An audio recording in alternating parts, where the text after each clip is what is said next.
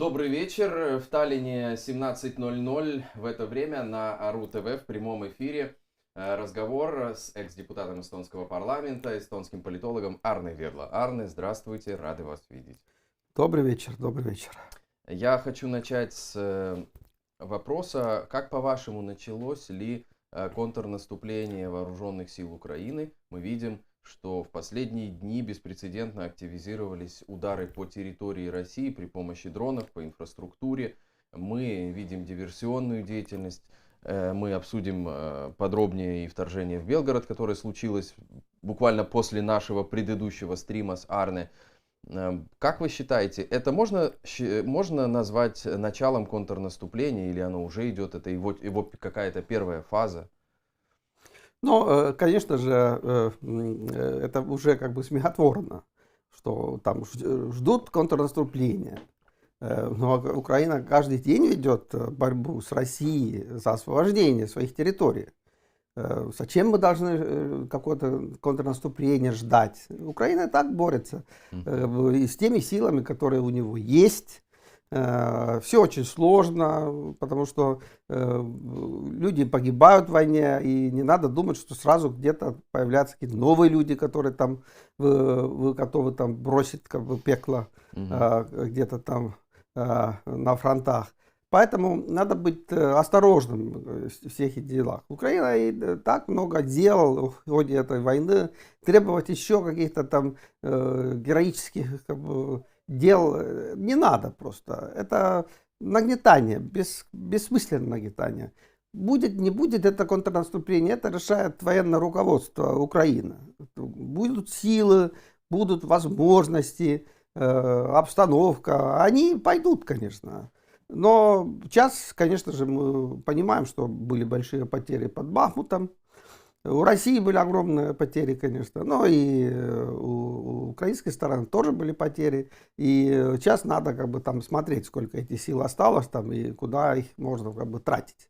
Есть другие как бы цели. Люди как бы думают, что война должна быть такая, что вот украинские войска куда-то туда, Крым двинутся или там под Донецк или что-то такое. А на самом деле есть другие цели, куда можно двигаться и нанести удар России. Поэтому это вся военное руководство Украины должна там думать, что там можно делать и нужно делать. И мы просто можем только смотреть, когда там что-то будет реально происходить. А сейчас, конечно, видишь, понятная ситуация, там надо как бы перегруппироваться, как бы там и найти какие-то новые силы после Бахмута. Ну хорошо, куда могут двигаться? Пример вторжения в Белгород. Это то, о чем вы говорите, хотя Украина нам заявила официально, что ВСУ не имеют к этому отношения, что это патриоты России, которые с украинской территории двинулись освобождать Россию. Вот насколько субъектны вообще эти группировки, как там Корпус Свободной России и другие, и можно ли это считать примером вот того, о чем вы говорите? Но как бы здесь мы должны как бы тоже быть как бы точными. Изначально украинская сторона очень четко сказала, что никакого отношения она этим действиям в Белгороде не имеет, что конкретно было сказано, что это диверсионные группы российской армии, которые двигались со стороны Украины, украинской территории уже Белгородскую область. И Украина никакого отношения к этим делам не имеет, и мы ничего и не слышим, как бы, что там дальше было, где они сейчас, покажите хотя бы одного человека, как бы. Поэтому здесь, конечно, мы уж как бы что-то очень четко говорить не можем. Мы просто знаем, в общем-то, что Путин любит карнавалы. Но вы видите, это атаки на Кремль там дронами. Но сейчас все понятно, что это был карнавал, российский карнавал. И поэтому эти атаки на Белгородскую область, это вполне в духе Путина тоже какая-то просто провокация. Ну хорошо, зачем Путину этот карнавал? Ведь давайте будем объективны, но информационно это все-таки победа информационной Украины. Вот это все Да, вторжение в это так Беларусь. кажется, а у Путина совсем другие цели. Это консолидировать свое общество, чтобы они там по-прежнему поддерживали его военный поход. Мгм. Для этого можно делать любую провокацию. Не забудьте, что главное здесь теория Путина о сакральной жертве, как бы. Ну и поэтому вы видите, это странные дела, которые, казалось бы, показывают слабость как бы, России. Но на самом деле, к сожалению, это провокация, которой цель там мобилизовать конечно же, силовые как бы, ведомства и население, чтобы дальше там как бы, бороться против так называемого врага. Но вы должны показывать, что враг настоящий там, что, и так далее. Мгм. Другое дело, что не надо думать, что Украина не ведет никаких диверсионных действий против России в ходе этой войны. Это есть. Просто какие это операции, где они это ведут, там, вот это перемешано с теми действиями, которые делает Путин, его как бы, спецслужбы. Но понятно, что Украина ведет диверсионную деятельность на территории Российской Федерации. Очень сложная ситуация, потому что вы видите, попытались сделать скандал даже о словах Буданова о том, что вот, дескать, Украина там убивает русских врагов как бы везде в мире и так далее. Конечно, Буданов имел в виду все же военных преступников, имел в виду тех, которые поддерживают агрессию против Украины, Да. потому что Украина находится как бы в состоянии войны с Россией. Все это нормально. Что, как бы, Вторая мировая война была что-то другое, что ли? Но видите, даже это как бы, попытались как бы, показывать как негатив и записать насчет Украины. Но вы слышали новость, что хотят дать самолеты там Украине, да? А условие какая? Чтобы они не атаковали территорию Российской Федерации. У нас война, но Украине как бы дают такое вот ограничение, что вот вы не должны атаковать этими самолетами территорию Российской Федерации. Но это ограничение, оно тоже было там с определенными допущениями. Имеет значение только то, что сказали. И конечно же, мы понимаем, что это и есть линия. Это есть линия, это ограничение. И это касается любых других действий Украины на территории России. Поэтому, конечно, украинской стороне крайне трудно как бы, действовать, но она очень зависит от западной помощи. Поэтому, конечно, выполняет эти какие-то там условия, требования, которые Запад предъявляет. Ну и в том числе, там, конечно же, но единственное тогда, что остается, там какие-то там диверсионная деятельность на какие-то важные как бы, военные какие-то объекты, на какие-то там объекты инфраструктуры, которые поддерживают это, через которые поддерживается агрессия вот, России против Украины. Но это идет, это мы тоже понимаем, эта деятельность. Насколько, на ваш взгляд, это эффективно и насколько это будет препятствовать либо продвижению российских войск, либо ведению эффективной войны, снижать эффективность российской армии? И вот то, что сейчас происходит, ну именно атаки дронами, которые во многих-многих местах вот произошли буквально за несколько суток. Но главным образом это все-таки такая психологическая война, чтобы все-таки российское население тоже там видело, что война идет, и им не удастся, так сказать, просто так отчизываться там и не отвечать за эту войну, которую Путин ведет. Это, конечно, важно, но, видите, мы как бы слишком много ждем всегда от там каких-то шпионов, разведчиков, каких-то диверсионных групп. Они что-то, конечно, могут там взорвать какой-то мост, и передвижение там войск нарушено на какое-то время. Но это и есть что ты можешь добиться. Но там как бы думать, что с этими действиями там можно выиграть войну, но это наивность, конечно. Ни один разведчик никогда не выиграл ни одну войну, конечно, это невозможно. Продолжайте задавать вопросы в чате под нашей трансляцией, ставьте нам лайки, вопросы Арне Ведла я буду уже скоро здесь задавать от вас, то, что вы напишите в чате под трансляцией. Ну а каких вы бы ждали дальнейших вот провокаций для консолидации общества внутри России? Ну, это как бы проблема Путина. Видите, он же продолжает такой свой блеф, свою Мгм. болтовню, но там встречался председателем Конституционного совета. Но вы должны были видеть, как этот опытный юрист Зоркин там общался с Да. этим Путиным. Конечно же, вы видели, что он общался с ним как больным человеком, тяжело больным человеком, крайне осторожно. Попыталась его чем-то порадовать, привел карту Франции, там, не знаю, там, Ага. 17 века, Мгм. по-моему, или так далее. Там. И Путин радостно и стал кричать. Но вот, я здесь не вижу Зеленского, не вижу. Есть только я, Путин. Там Мгм. что-то такое он там как бы нес ко мне. Как бы, но больной человек, конечно. Несерьезный человек, конечно. Но, конечно, там спецслужбы, конечно, под его руководством занимаются всякими провокациями, это понятно. Там, но Мгм. что они могут? Там, дать Карамурзе 25 лет.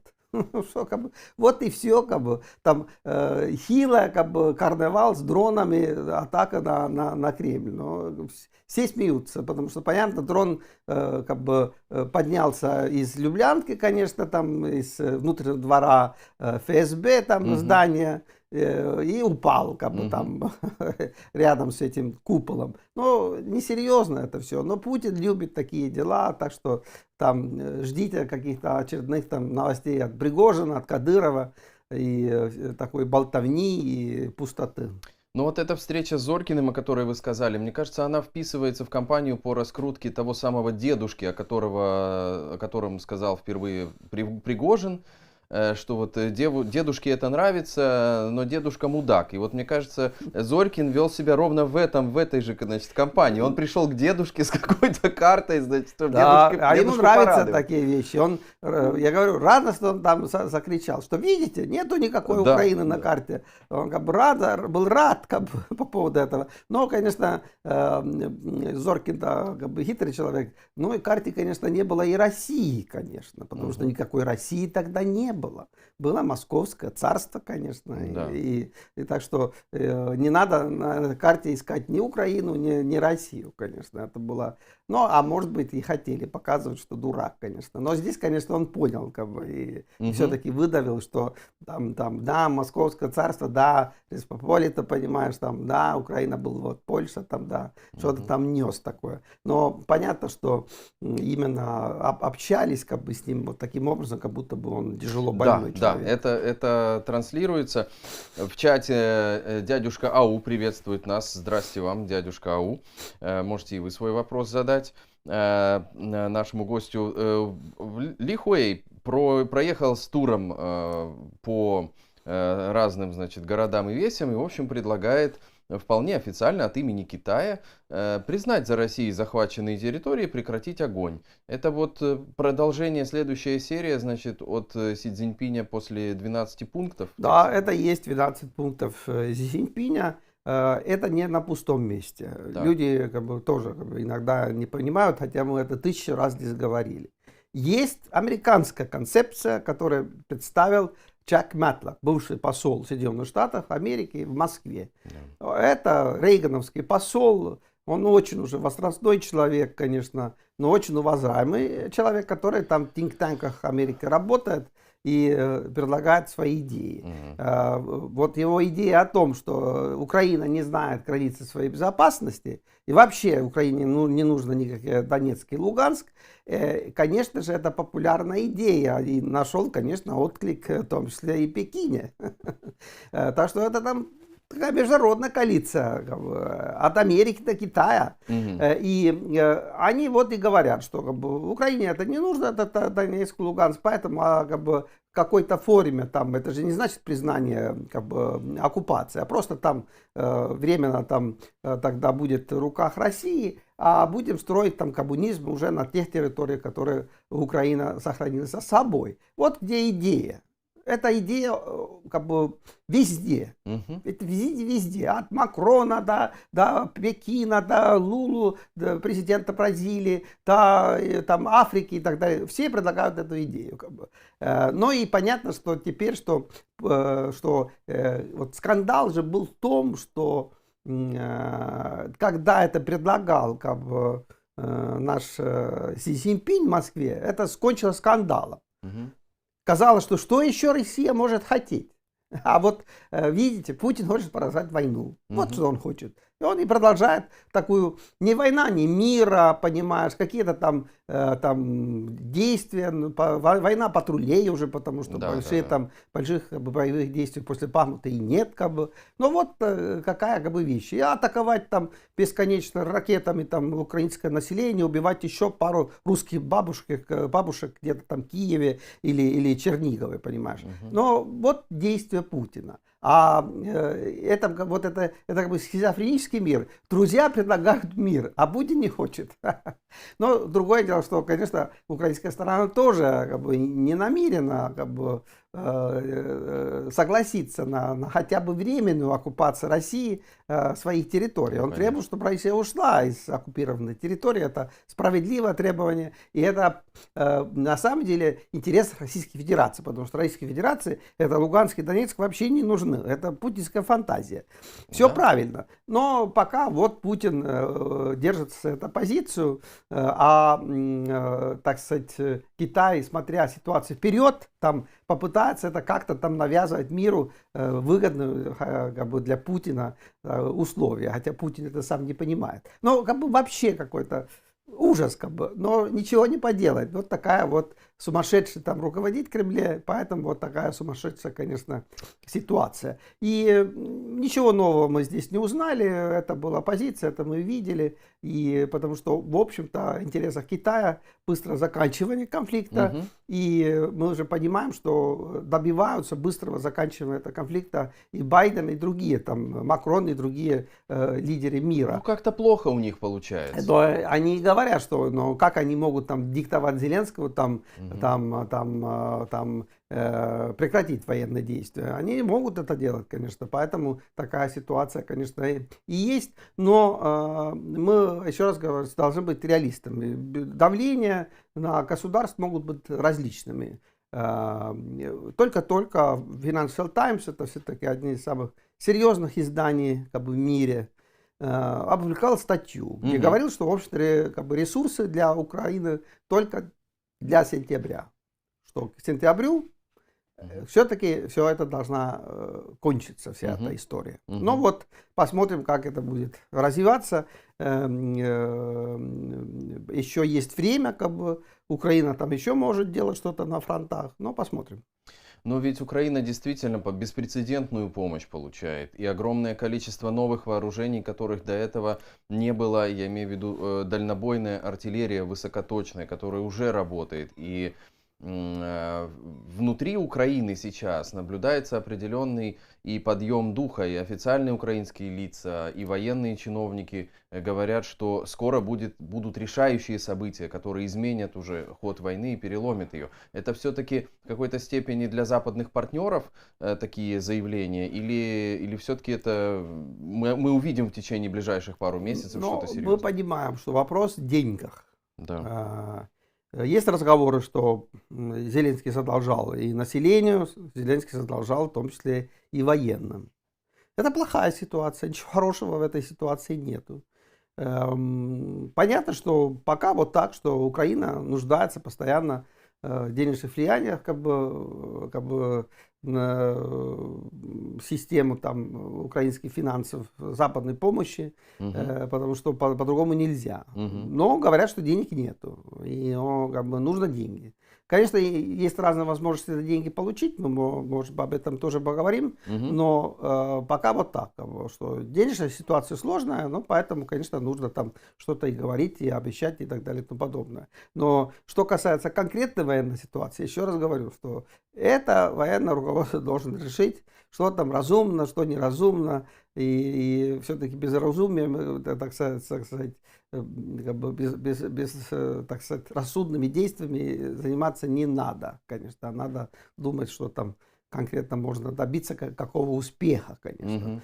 Но будем ждать, там разные украинские политики там обещают, там, что вот через там, месяц, через два там, Да. будут какие-то события. Но, может быть, будут. Это военная тайна, конечно.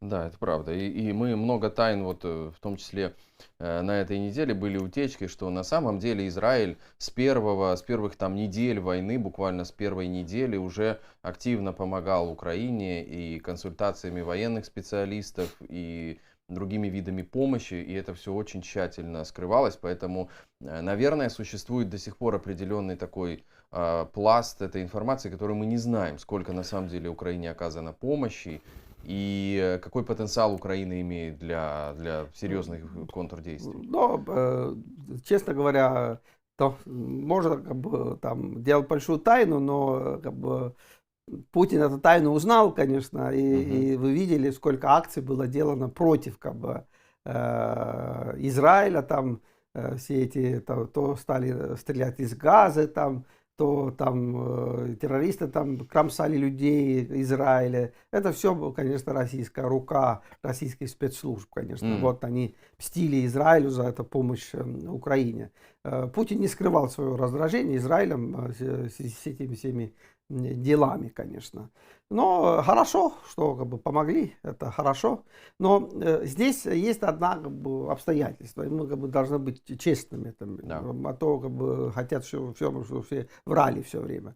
Вопрос, конечно, о человеческом ресурсе. Но сколько у тебя людей, чтобы гонять там насмерть где-то там. Это очень сложный вопрос. Слава Богу, что в Украине действуют западные добровольцы, их очень много, конечно, это очень помогает, конечно. Но вот это людские ресурсы, они не бесконечны, конечно. Есть закон войны, убывания сил, Да. в том числе людских, конечно. И это все сложно, конечно. Это касается российской стороны, конечно. Ну, другое дело, что Россия более большое государство, конечно, и вообще не читает никакими жертвами и до сих пор. Но это есть ситуация, конечно. Поэтому для меня как бы, вот этот вариант был, вот, чтобы довести дипломатическое, военное давление до такого уровня, чтобы Россия сама ушла из оккупированных территорий. Вот где идея. А при Путине вообще это возможно? Или вот это тогда, с уходом Путина случится? Да, вот. Там, тогда вот не нужно, чтобы этот сумасшедший дедушка там дальше руководил, конечно. А это в интересах России. Это не какое-то не поражение России или это все как бы в национальных интересах России, чтобы уйти из Донецка и Луганска, потому что это абсолютно не нужны России эти территории. Дженрик Ви спрашивает, Китаю выгодна война в Европе и вообще Китай враг цивилизованного Запада? Но это такая упрощенное видение, что да, правда, это Китай, это коммунистическое государство, идеологическое государство, конечно же, и он ведет определенную геополитическую игру, но вы должны понять, что вы думаете, что это Китай это как-то очень сильное государство, огромная экономика там и военными силами. Это такие же болтовня, как об России. Я вот долгое время здесь, о Рутове тоже, многие десятки лет говорил, что у России слабая армия, как бы сомнительная экономика, как бы Путин там все испортил как бы сильно. И что, как бы Китай по-другому, что ли? Это коммунистическое государство, там не может быть по-другому. Все на глиняных ногах, конечно же. У него для Китая самая важная экономика. Экономика. А экономика у него связана с западным миром. Нету этой связи с западным миром, нету экономики. Вот и все. Как бы. Поэтому не нужна война Китаю, а нужен мир, чтобы не потерять свой экономический потенциал, потому что если нет экономического потенциала, скоро не будет и военного потенциала. Все очень понятно. Поэтому у Китая совсем другие цели сейчас, чтобы быстрее заканчивать войну, чтобы восстановить быстро свою экономику и через это укрепить свои военные силы. И вообще у Китая другие интересы. Ему не интересно это все, это европейское, там тролливали. Только вот в связи с только как бы экономика. А как бы в военном как бы делах как бы, и ему интересен вот Южно-Китайское море, там он бодается с Тайванем, Вьетнамом, Филиппинами, Японией, там какие-то острова, какие-то морские там территории, там за это вот он борется. Только очередной скандал. Китай послал экономическую зону Вьетнама, очередные военные корабли.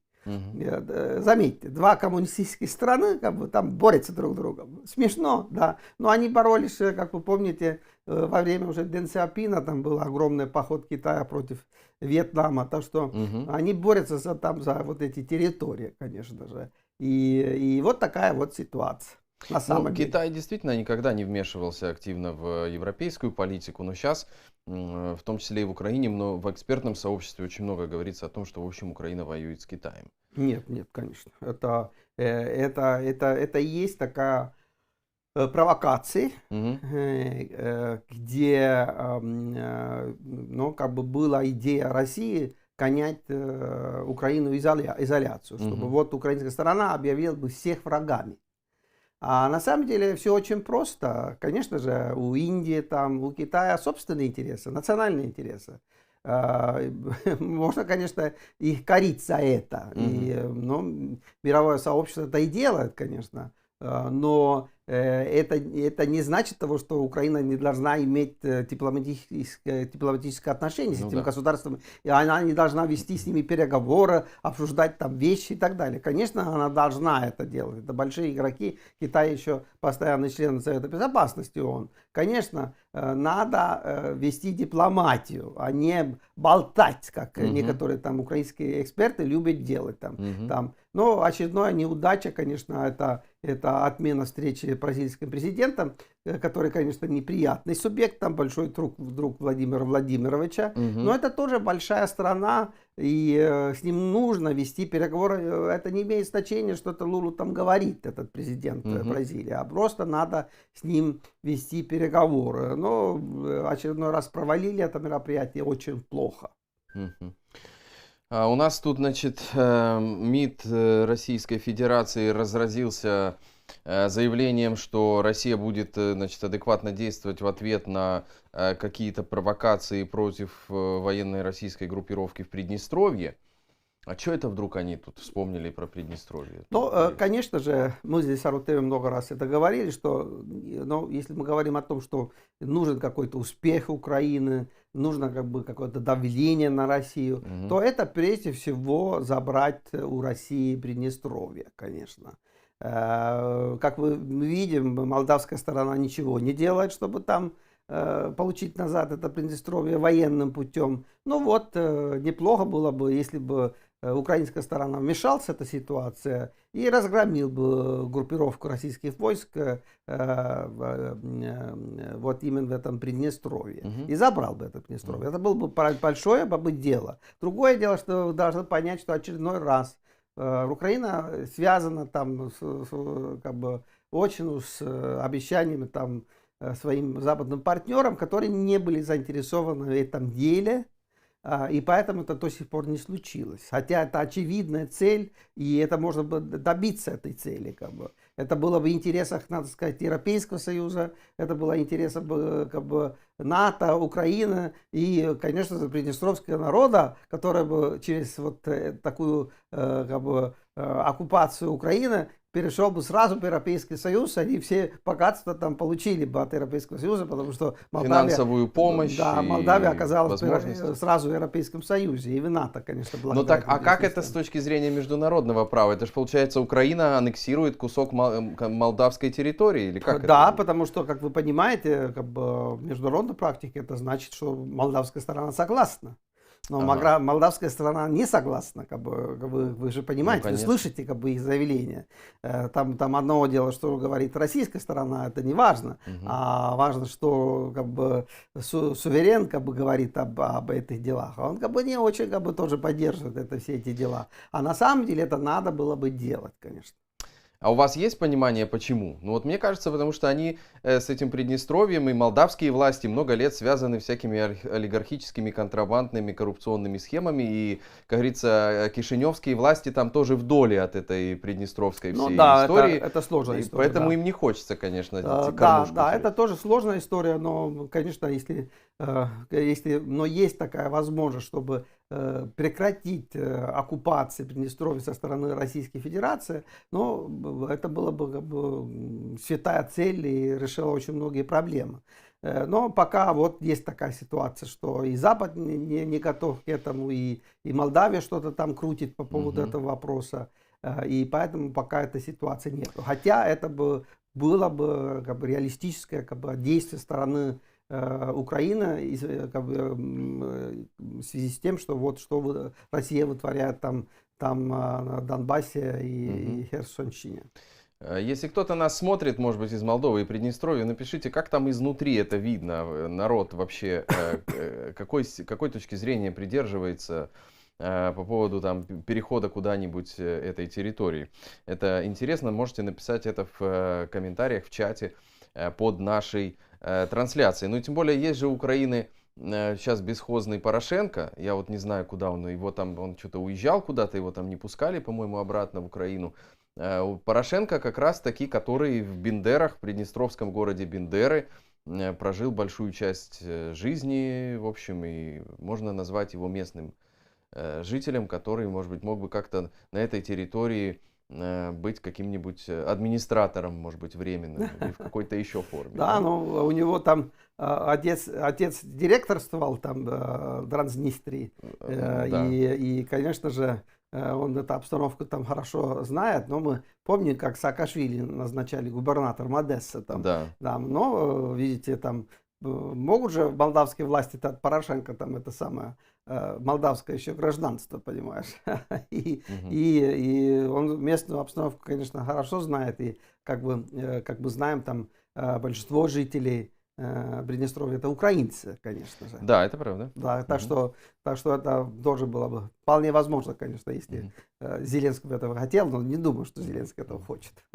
Ой, едва я успел сказать на прямом эфире АРУ ТВ слово Порошенко, у нас сразу же комментарий по поводу Порошенко в чате. Спасибо вам. Полиглот.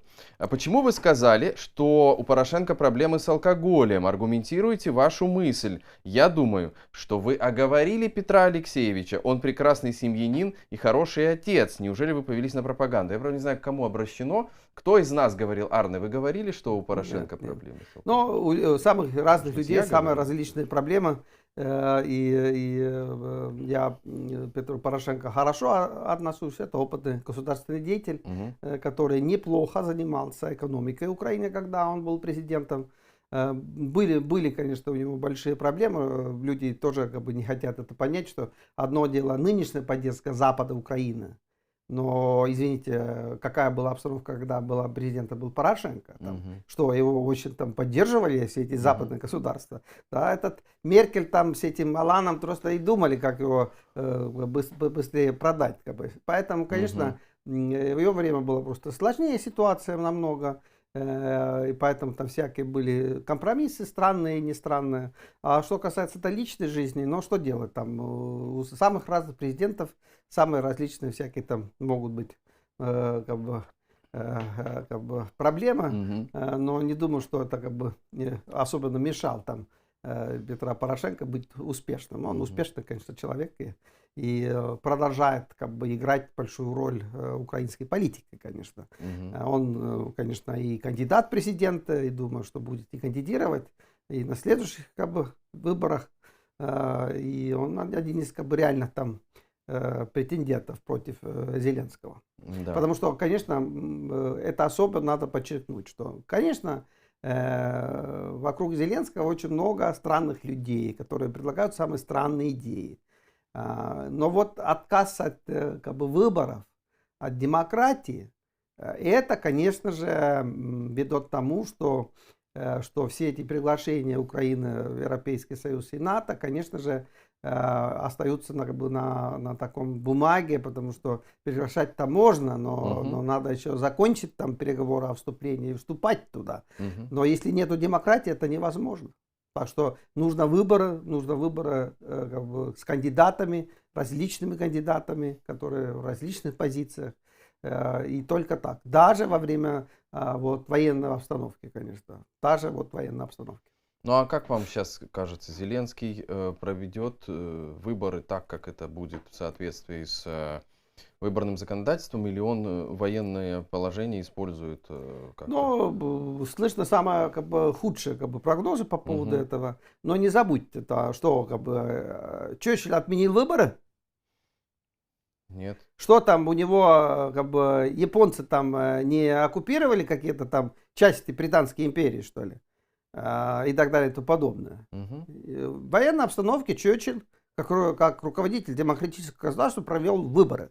Что Зеленский-то не может провести Тем выборы? более, если он следует ролевой модели. Да, Черчилля. что это такое, как бы? Конечно, он может это делать. Если он это не делает, он хочет просто сохранить с собой это кресло президентское. Он боится выборов. Но это совсем плохая новость, конечно. Это ненормально. У нас случилось тут резкое, значит, примирение Карабаха, примирение Армении и Азербайджана, значит, с признанием территории Карабаха. Ну, пока еще это все юридически не завершено, но были сделаны совершенно четкие заявления на этот счет с обеих сторон, что Карабах будет признан за Азербайджаном в соответствующих границах. И что так вдруг резко произошло? Какие посредники, может быть, или западные партнеры поспособствовали тому, чтобы так резко там договорились? Сколько лет этот конфликт был? Ну, западные как бы, участники мало уже там как бы, участвовали в этих событиях. Тойво Клара, представитель Европейского Союза, был и Баку, и Ереване, там, конечно, вел эти переговоры. Но вопросы все-таки великих государствах, там Макрон же танцевал вокруг Армении как бы очень долго, но понятно, что уже особенно не танцует, конечно. Ну, потому что есть конкретная как бы обстановка, все понятно, как бы, и маленькое очень государство Армения, это очень маленькое государство, просто осталось без этой как бы западной поддержки, серьезной западной поддержки. Все-таки мы, если мы говорим как бы о вариантах, во-первых, мы должны понять, что, конечно, есть принятые ООН все решения по поводу территориальной целостности Азербайджана. Это как бы международное право, понятно, и это восстановление территориальной целостности Азербайджана, это все нормально. Вопрос просто о том, как обеспечиваются национальные права армян, которые живут в Карабахе, и как бы статус этого, территории этого Карабаха, чтобы там сохранить это, прежде всего, национальную автономию армян. Это сложные как бы вещи, особенно после таких долгих лет оккупации Армении территории Азербайджана. Но, конечно, это сложная, глубокая проблема, суть которого то, что вся эта ситуация оказалась крайне невыгодной для Армении. Армения как бы сделала это все действия, исходя из того, что у него была поддержка Горбачева. Вокруг Михаила Сергеевича уже во время Ставрополя крутилось огромное количество армян. У него администрация там, президента тоже работало огромное количество армян. Они навязывали все эти как бы, позиции, и там Горбачев все это одобрял, вел до вот краха как бы, всей этой ситуации. А в чем-то была проблема. Дело в том, что армяне не жили только там Армении, Карабахе. Они жили в Баку, Зумгаите, других мест Азербайджана в огромном количестве, конечно. И это традиционная как бы, модель жизни Кавказа.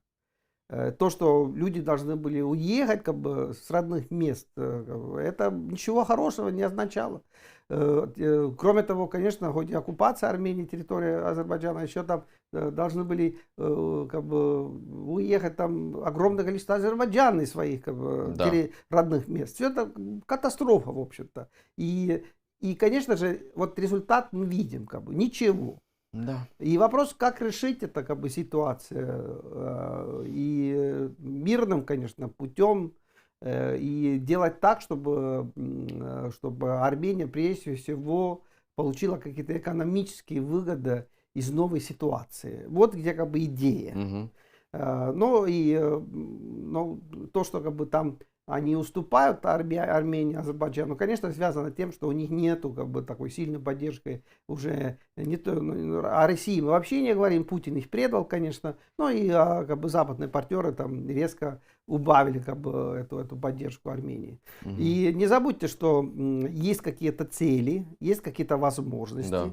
О чем мы говорим? Скажем, об Европейском Союзе, да, как бы это была старая идея же, как бы, что Азербайджан, Грузия и Армения вступают в Европейский Союз. Путин, Мгм. конечно, этого не хочет. Конечно, он мешается эти события, чтобы держать инициативу Конечно. как бы в своих руках, в руках России. Но посмотрим, как эта ситуация будет дальше, конечно, развиваться. Конечно, этот конфликт, который более 30 лет уже как бы Да. продолжается, там, крайне невыгодно ни для Армении, ни для Азербайджана. Это всегда было в интересах Российской Федерации. И вот вам и результат. Предательство Путина Армении. Вот это есть. Ну вот у нас в эфире был Аркадий Дубнов, эксперт по странам СНГ, и он высказался тоже в том духе, что это, в общем, грядущий выход Армении из ОДКБ, это, конечно, переход из-под влияния России под влияние Запада, потому что уже Пашинян заявлял о том, что мы, в общем, рассчитываем на поддержку в сфере безопасности со стороны американских партнеров, и возможно, что и будет размещение каких-то военных баз на территории Армении. Ну, посмотрим. Для меня это как бы так все очень сложно, эта ситуация выглядит. Мгм. Конечно, понятно, что Армении нужна тоже там финансовая поддержка Запада и так далее. Может, поэтому такие разговоры. Путин пока держит инициативы в своих руках и давит сильно, чтобы там как бы добиться там, чтобы его люди там правили в Армении. Но интерес Армении абсолютно ясна. Как бы, да, Мгм. интерес Армении вступление в НАТО, вступление в Европейский Союз, мир с Азербайджаном, как бы, развитие экономических отношений с Турцией и Азербайджаном прежде всего. Как бы. Мгм. Это его национальный интерес сейчас. И, конечно же, если все это удастся, конечно, удастся резко повышать, конечно же, Мгм. жизненный уровень армянского народа в Армении. Мгм. Никсон как раз спрашивает в этом же регионе, находясь, ваш прогноз по выборам в Турции. Но я не делаю никаких прогнозов. Мы просто видели, что Эрдоган, как опытный политик, пошел на уступки. Ведь его партия не имеет большинства в турецком парламенте. Он имеет Да. там большинство только благодаря коалиции некоторыми мелкими партиями. Но как бы, вот победа демократии как бы, от Эрдогана. Он так и говорил, как бы, что Мгм. огромная победа демократии. Ну и, конечно, делали президентские выборы так, что есть второй тур. Мгм. Тоже как бы победа демократии. Вот видите, как бы не с первого раза, а Да. с второго раза стал президентом. Так что, конечно же, у Эрдогана есть все возможности оформить свое президентство. И особо надежды, там, что оппозиционный кандидат победит, нету, конечно. Но другое дело, что я еще говорю, что все-таки в Турции есть политика, есть демократия, есть политика. Вы можете выдвигать свою кандидатуру, там, вести борьбу, и правящая как бы, элита должна учитывать, что общество, так сказать, поляризировано. Мгм. И если он хочет быть успешным, эта элита, он должен учитывать этот фактор, что есть поляризация, значит, нужно какие-то уступки другой стороне, как бы, и так далее. Но Эрдоган вот попытается как бы вот такую политику и делать, как бы более осторожно. Мгм. Он не Путин, конечно. И Турция это не Россия, конечно. Также еще от Никсона вопрос, что там происходит в Косово. Ну, там вот последние часы какое-то обострение, смещение Вучича, что-то там, приведение армии в боевую готовность. У Но вас они сейчас все уже время есть там, понимание, что... но он все время там такая вот. Это понятно, что Путин ищет конфликта внутри Европы, и ему кажется, что вот эта сербско-косовская линия там самая лучшая, как бы, Мгм. чтобы вызвать какая-то внутри Европы какое-то там противостояние. Хотя и ни Косово, ни Сербия не входят, конечно, ни Европейский Союз и НАТО. И это не очень, так сказать, там большая проблема.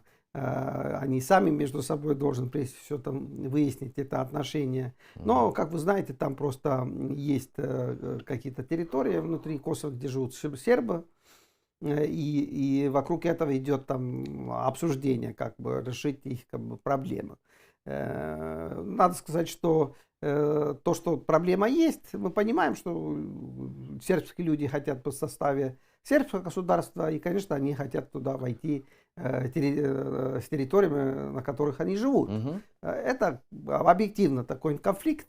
Пока особо там таких как бы решений не Боснии и Герцеговине, не, конечно же, Косово еще не нашли. Там еще надо поработать с этим делом. Но вот эти обострения, которые там периодически случаются, там последние месяца 2 или 3 назад было тоже что-то. То есть, на ваш взгляд, это тоже... Это просто до Путина. Через Россию. Да, он организует, потому что люди как бы неправильно думают, что вот там у России позиция только в Сербии. Ничего подобного. У них есть прекрасное отношение к криминальным мирам Косово. Даже эти албанцы там даже участвовали в реновации Кремля в свое время. Их использовал Парадин, там руководитель делами президента во время Ельцина. Так что есть твердые связи с этими косоварами и албанцами у России. И он там, конечно, это все использует, там, чтобы вести свою какую-то игру. Задавайте вопросы Арне в чате под нашей трансляцией. Также не забывайте ставить лайки. Вопросы я задаю. Но вот я еще хотел на тему переворота в Беларуси, на который вроде как, по словам экс-замминистра обороны Польши, Польша таки рассчитывает и будет поддерживать отряды, значит, революционеров, которые будут свергать власть Лукашенко. Там фамилия Калиновского такого звучит, отряды Калиновского. Вот вы как считаете, это имеет под собой реальную основу, и это действительно какая-то пассионарная такая сила, которая зарождается внутри Беларуси, и вот скоро от Лукашенко освободят, значит, всех? Или? Но это очередная очень большая игра, конечно, прежде всего, потому что Путин, конечно, видишь, не хочет уступить Белоруссию никому. Как вы слышали, уже ядерные силы там все-таки договорились, и там будут эти ядерные силы там на территории Беларуси российские. И, конечно же, в Москве готов и новый президент Беларуси, готов ехать в Белоруссию. Это бывший премьер Румас. Так что все, как бы, вот план у Москвы есть. Но вы понимаете, что есть человек, который этими планами не очень согласен. Это Александр Егорович. Он недоволен. Он сам хочет решить, кто там будет там следующим президентом. И вообще он как бы очень как бы беспокоится о своей семье, конечно, и так далее и тому подобное. И идея все как бы совсем как бы другое, чтобы не отдать контроль над Белоруссией Москве, а чтобы она осталась под контролем семьи Лукашенко и его приближенных. Вот где как бы конфликт. Поэтому там все эти разговоры там о народном восстании и так далее, это такая лукашенская игра спецслужб, конечно. Он это прежде всего делает, там угрожает Москве, что смотрите, тут там как бы не переусердствуйте, конечно. И поэтому вот эти сообщения, там, что вот сейчас будет какое-то там восстание, там, и агенты Лукашенко как бы из разных структур там будут как бы бузить там Белоруссии, но это вот такая вот ситуация есть, что это, конечно же, определенная игра такая. Другое дело, вы должны понять, что, конечно же, белорусский народ давно как бы ждет изменений, это понятно. Жизнь во время Лукашенко как бы не сладко, конечно. Негодяй, конечно, экономики нормально не занимался, поэтому и проблема. И, конечно же, есть белорусские патриоты, которые, конечно же, в состоянии там руководить этой страной, если это будет нужно. Это, конечно, не Тихановская, а другие. Есть патриоты, которые боролись со все эти 30 лет там, против этого Лукашенко. Они есть, они готовы там руководить этой Белоруссией, заниматься с этими вопросами. Но, конечно, как я говорил, там пока вот такая ситуация, что борьба спецслужб, там борьба Лукашенко с Путиным, там как это все Белоруссия будет после того, как Лукашенко уйдет. Мгм. Поэтому эти новости из этой области, конечно, и какие там возможности там внутри там реальную там противостояние организовать против России, Да. это мы будем видеть, конечно. Это об этом рано Мне говорить, вот конечно. интересно в нынешних реалиях, если там действительно начнется свержение Лукашенко вот теми силами, теми патриотами, о которых вы сказали, сегодня Запад включится в помощь им, та же самая Польша. Еще раз говорю, что свергать Лукашенко никто не будет. Дело в том, что это такая как бы тезис или формула, которая родилась как бы там давно в Мгм. западном сообществе, что Беларусь с Лукашенко лучше, чем Да. Беларусь с Путиным. Мгм. Поэтому этого Мгм. Лукашенко-то не особо и трогают, конечно, как вы видите. Там. Не получил украинская оппозиция серьезную поддержку во время событий в 2020 году. Как бы. Это как бы есть такая вот как бы ситуация серьезная. Но надо сказать, что, конечно же, вопрос о том, что против кого надо подняться. Вот подняться точно надо против России. Мгм. Вот когда Россия попытается захватить Беларусь, надо подняться, конечно. Вот здесь надо, чтобы все силы как бы концентрировать именно на этом. А там с Лукашенко, ну, там будет видно, как с ним будет, потому что здоровье, как вы видите, плохое. И если он уйдет, там вот возникает это интеррегнум.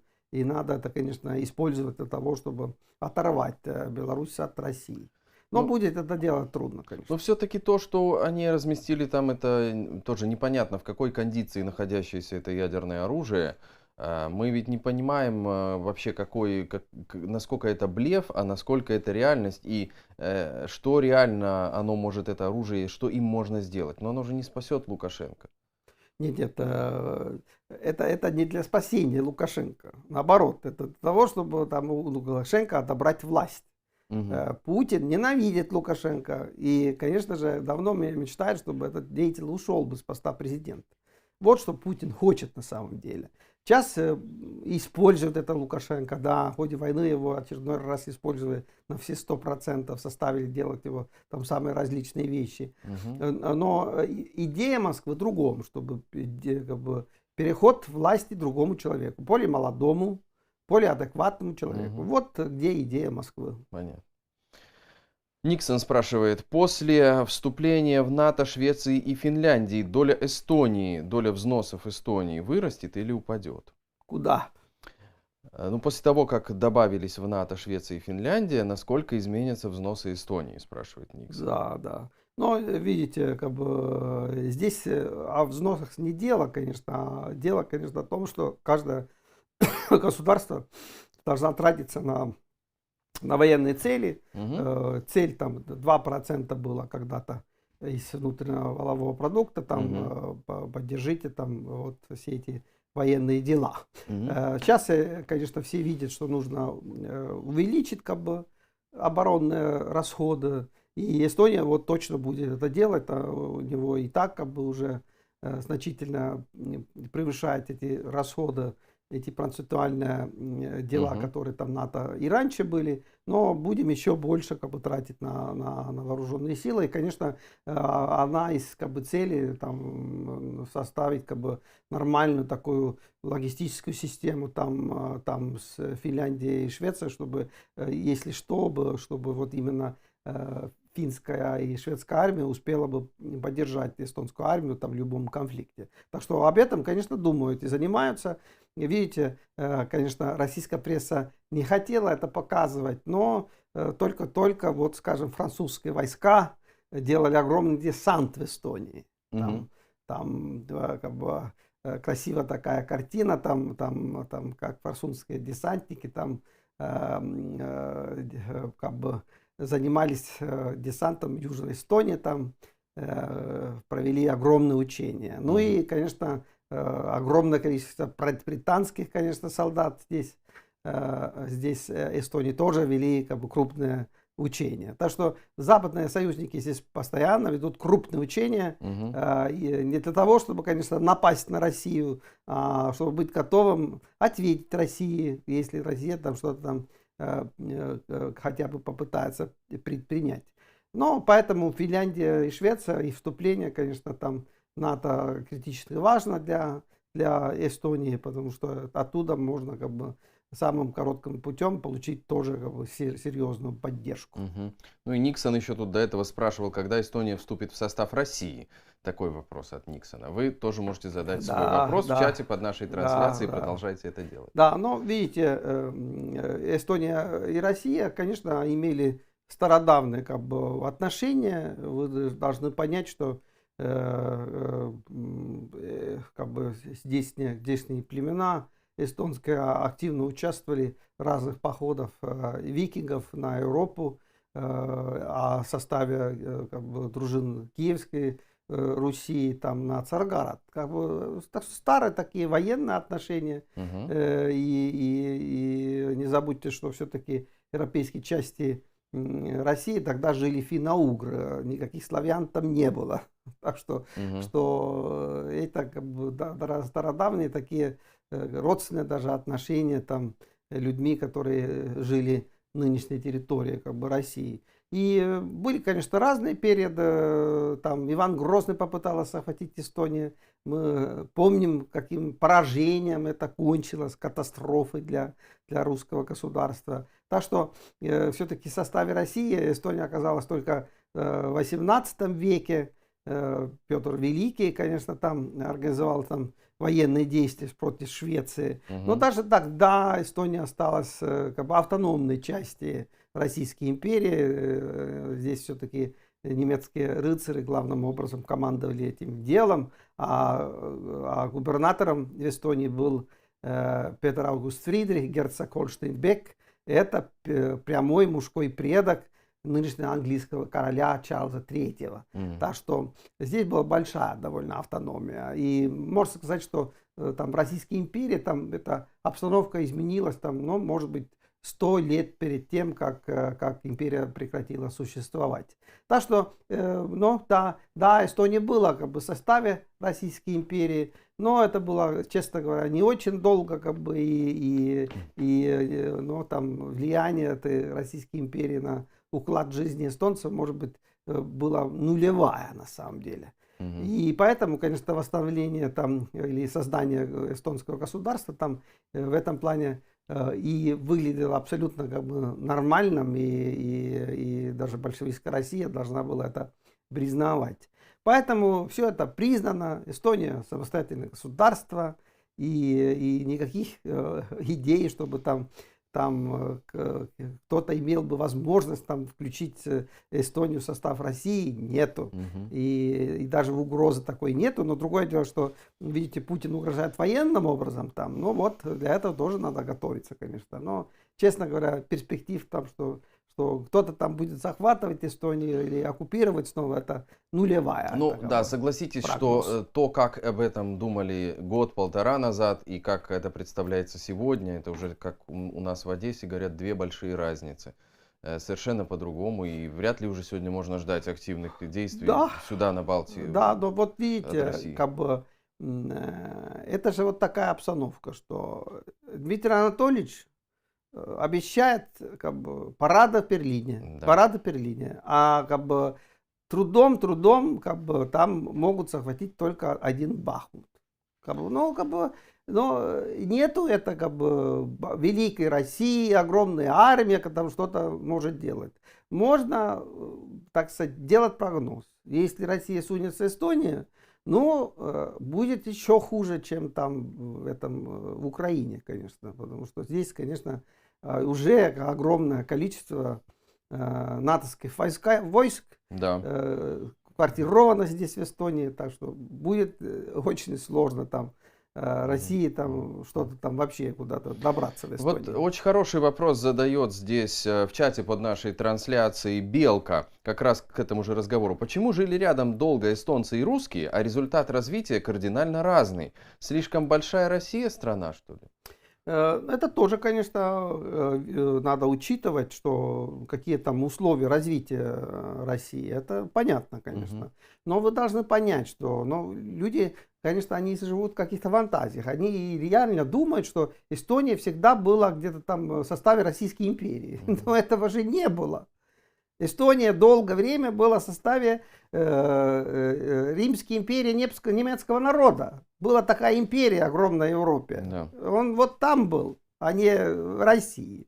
Россия только маленький там срок был как бы в Эстонии, там империя, а потом советская оккупация, но это как бы в историческом масштабе не такая большая, поэтому, конечно, здесь были другие условия и другие порядки здесь в Эстонии. Они, конечно, и остались, конечно, хотя русскоязычное население после советской оккупации там Путин говорит, что там 40% в Эстонии там этих русскоязычных людей или русских. На самом деле, конечно, это не так. Русских Эстонии где-то там 24%, 23% ныне, конечно. Так что все-таки их влияние как бы на эстонскую жизнь, конечно, она большая, конечно, но они не могут никак влиять на как бы вектор развития Эстонии в худшую сторону.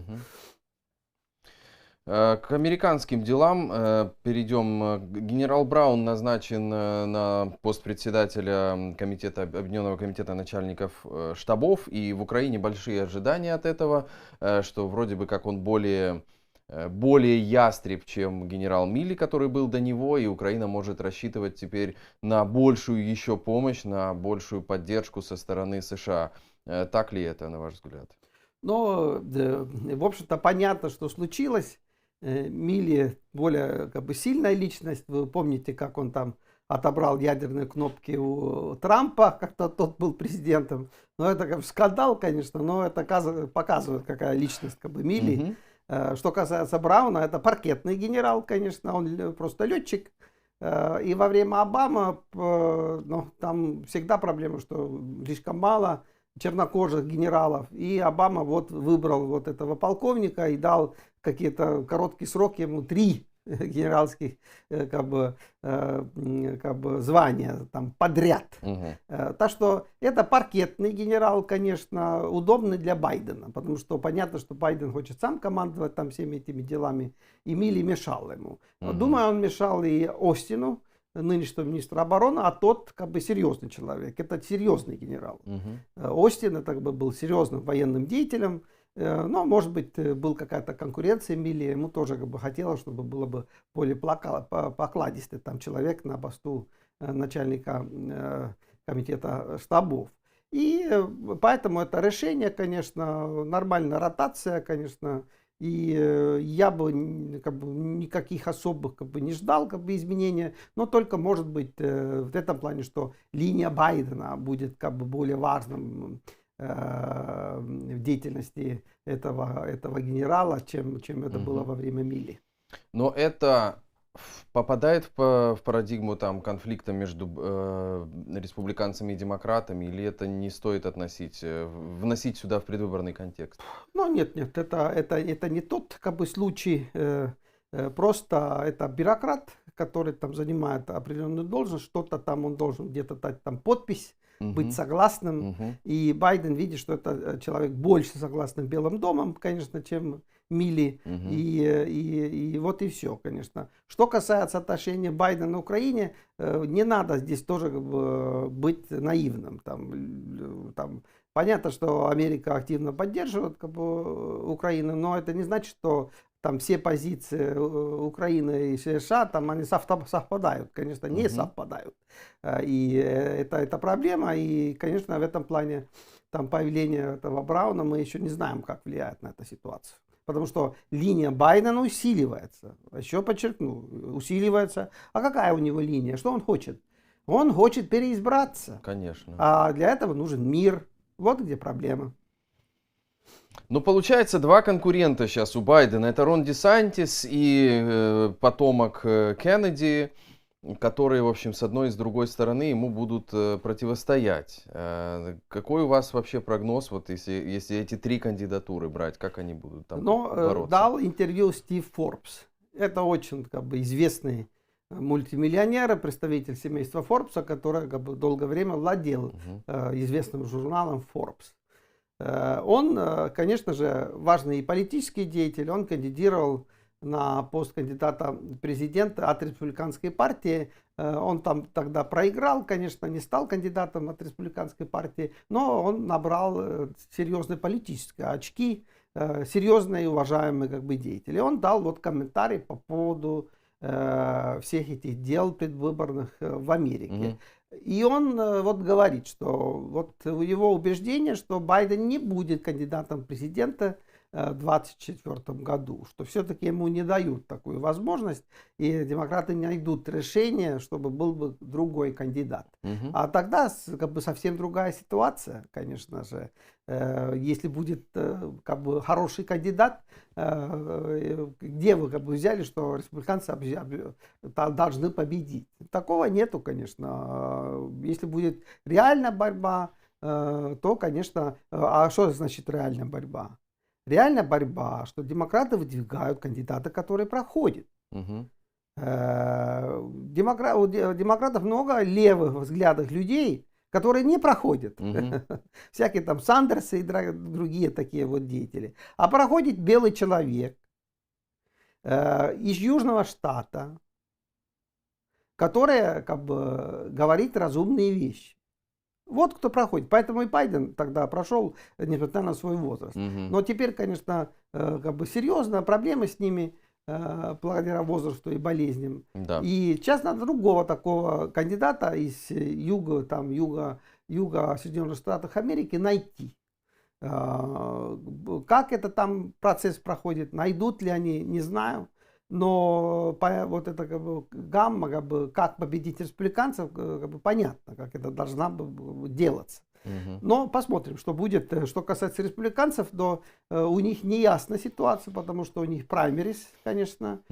Будут они внутри партии кандидировать. У Трампа сильный бренд, конечно, и несмотря на возраст и безумные его заявления, он там может еще как бы там действовать в политическом поле. И поэтому всем другим кандидатам, Десантису, или бывшему вице-президенту Пенсу, или Тиму Скотту, это новый кандидат.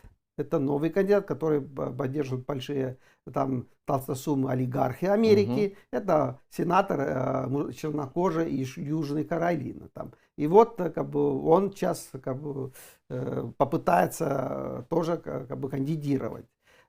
Есть и другие еще кандидаты, так что не говорите, что там у республиканцев кандидатами все хорошо. Вот республиканцы более как-то выглядят убедительнее со своим набором кандидатур, мне кажется, Но, сейчас, конечно, в этой точке. Именно сейчас, потому что Байден как бы закрывает путь другим демократическим кандидатам. Но вы должны понять, что большинство демократических кандидатов всегда какие-то левые люди, несущие сумасшедшие какие-то идеи. И поэтому, конечно же, они не могут пройти просто. Но вот вы видели, что случилось с кандидатурой Сандерса, конечно.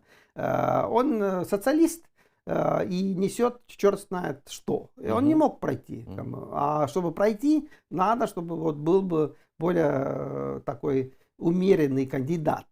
И откуда его найти, это вот большая задача для демократов. Но уже хорошо то, что нашлось один смелый человек демократической партии, который выдвигал свою кандидатуру. Это Роберт Кеннеди-младший. Это очень уважаемый общественный активист. Он всегда был очень активным. Сейчас, конечно, ему вспоминают его такое криминальное, там, скажем так, прошлое молодости. Но что делать? Но ирландцы, они есть ирландцы, там характер там молодости не сахар, конечно. Он там всякими там правонарушениями, конечно, там у него были, конечно, но он уже как бы в возрасте, конечно, это все просто, конечно, он уважаемый общественный деятель и конечно же, интересный как бы кандидат. И он, конечно, тоже попытается все-таки организовать борьбу, чтобы Байден не прошел. Да, но все равно это будет уже столкновение каких-то совершенно новых кандидатов, потому что раньше все-таки мы видели персоны, которые много лет на виду в политике и известны за пределами США, ну там даже Хиллари Клинтон, например. Да. А сейчас это все новые какие-то люди. Ну и должна быть изменение, как бы, потому что, насколько мы смотрим этого больного, как бы неадекватного Путина. Ну, просто позор, конечно. Позорит Россию, там, уничтожил экономику России, там, вообще перспективы России, глобальной политики. Ну, сколько можно? Ну, зачем такой человек, как президент? Да, ну и американские как-то президенты тоже довольно возрастные все в последнее время. Может быть, на этих Да. выборах это тоже изменится. Окей. Тут очень хороший вопрос нам пришел. Я думаю, что он очень здорово ложится как раз на финал нашей с вами беседы в прямом эфире АРУ ТВ. Айрон Васильевич спрашивает.